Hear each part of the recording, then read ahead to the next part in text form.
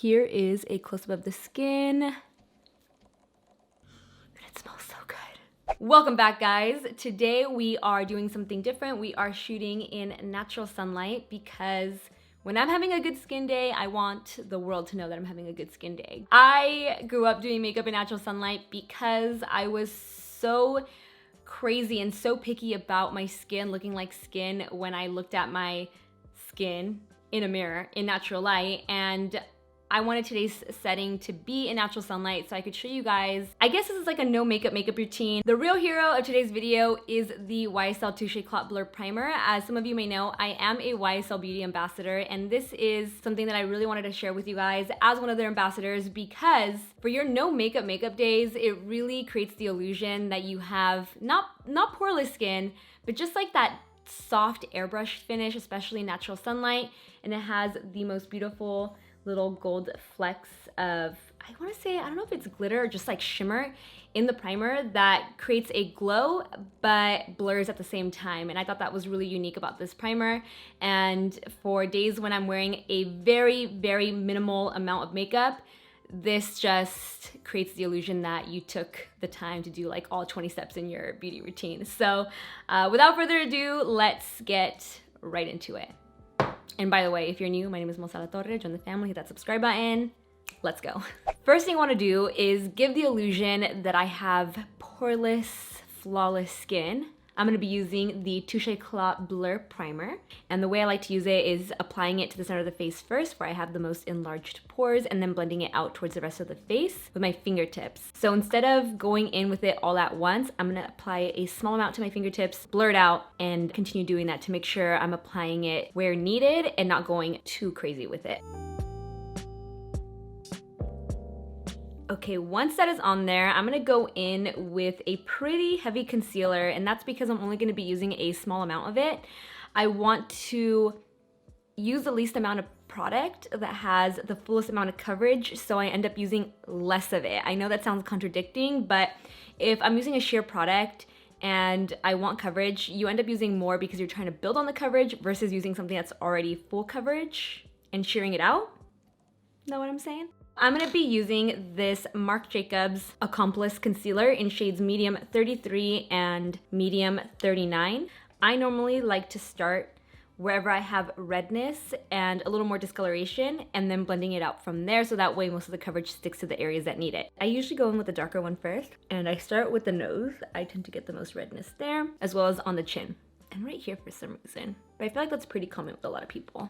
And my favorite way to blend out this concealer and get that nice sheer finish is with this Smashbox Full Coverage Foundation. Also very contradictory, but any dense kabuki brush will really help to sheer it out, and then with a patting motion, you can really keep the coverage to the areas that need it. If it's a very full coverage concealer like this one, you tend to see where you've added it and where you haven't. So you wanna add a little bit of that color elsewhere. A buffing motion will give you a more sheer finish. Patting will give you more coverage. So I pat where needed and then sort of buff everywhere else. Here is a close-up of the skin.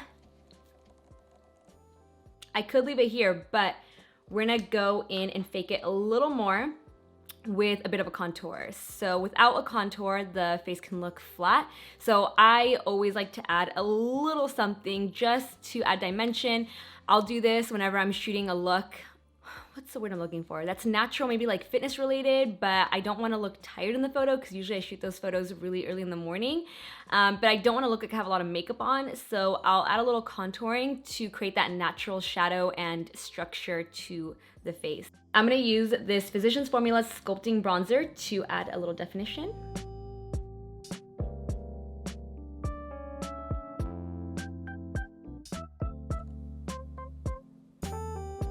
And start with a small amount. You don't wanna get carried away, because if you go in with too much at once, it can look like a lot and then it's really hard to blend. So start with a small amount, blend it out, and then if you feel like you need more, you can go in and add more. But again, we're trying to let the skin breathe and have it look like we're not wearing anything. I also like to add a little to the tip of the nose, not going all the way up and down, just to define the nose so it doesn't blend in with the rest of the face. If you feel like you need a little more concealer underneath the eyes, you can go in with the lighter shade of the two or grab a separate concealer. I like to keep it simple and just stick with the same one. So I'm going to apply a small amount just in that pocket. So right here, where we tend to get that little, I mean, you can see it right here in the natural light, which is great. That little divot, that little pocket on our eyes, that is where I like to go in with concealer and nowhere else. I'm not trying to highlight. I'm just trying to get rid of that shadow that we get naturally. Everyone gets that. And then with a Smashbox Precise highlighting brush, I think it is, I'm gonna blend this out.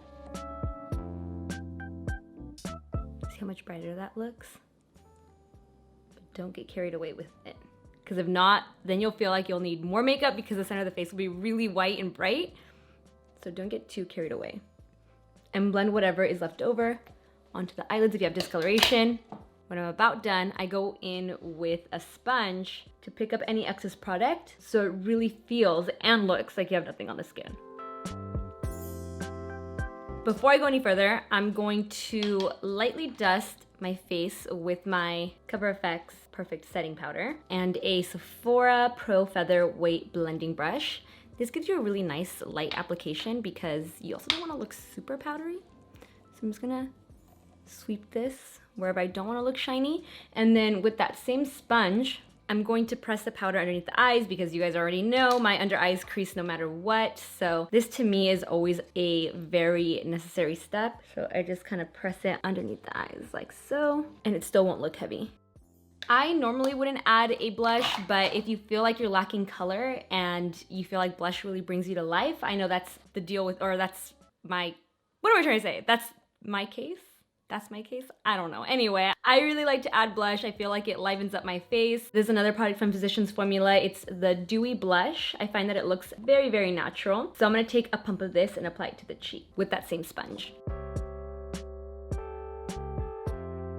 And for a bit of glow, I'm gonna be using What's Up from Benefit. I'm gonna use, again, that sponge, warming it up on my hand so it's easier to pick up and apply. Actually, you can pick it up directly from the stick as well, but warm it up on your hand just so it's easier to pick up and a lot creamier when applying. And then I'm gonna pat it onto the high points of the face.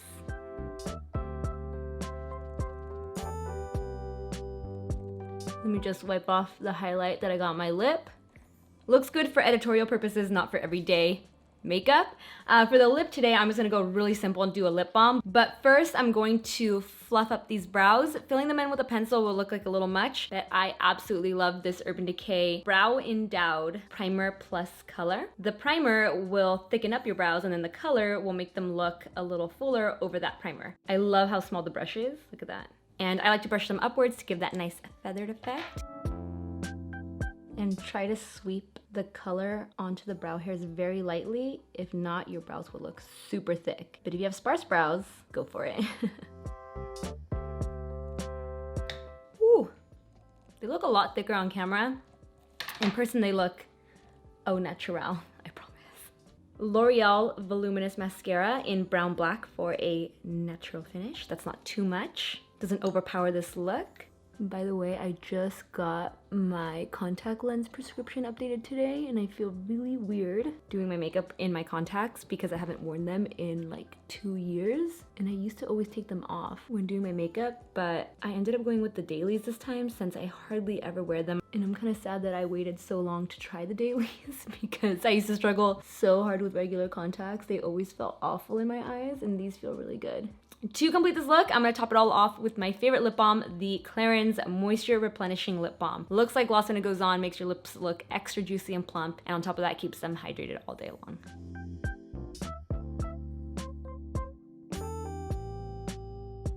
That is a wrap on this look. Again, this is something that I personally like to do whenever I am having a good skin day because they don't come around every single day, but when they do, I like to just emphasize the skin, really let it shine and glow with something like the Touche Clot Blur Primer from YSL that's just going to enhance the look of my skin and not cover it up. So I hope you guys found this tutorial helpful and you enjoyed watching it in this natural light. Let me know your thoughts, and as always, if you enjoyed it, give it a like, share, subscribe, hit that notification bell, and I will see you in my next video. Bye guys. Mwah. Mwah, ha ha ha ha.